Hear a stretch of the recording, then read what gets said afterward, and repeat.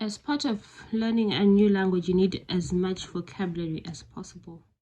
I found this book which has a lot of vocabulary and good topics that are based on everyday speaking, and it's got these flashcards, the bilingual flashcards. It covers different topics. So let's say for topic 1, it has things like greetings and basics. And topic 2 covers different things.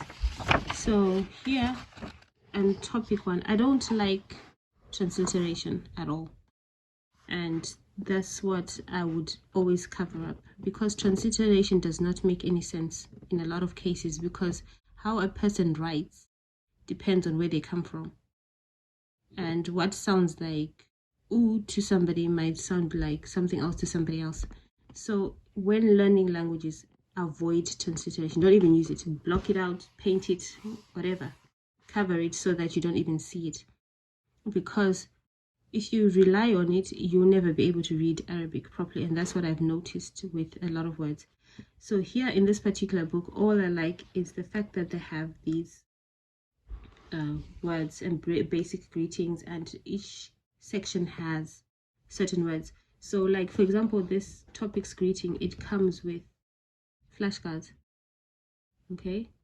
And these flashcards were at the back of the book, where I ripped them out and then cut them up and then arranged them per topic, so I can use these flashcards wherever I'm out and about. So like, for example, all the words that you find here are on these flashcards. So you flip through, it says that like why, and it tells you what it is in Arabic, which in this case is limada.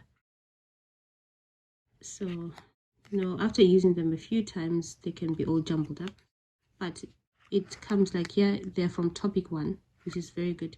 So all the ones that have 1 on there are from topic 1. So what I did after cutting them up, I then put them in a pile. Okay, put them in a pile like this. Let me just get the other one, the Y. I is Anna, see? And I use a little rubber band to keep them together.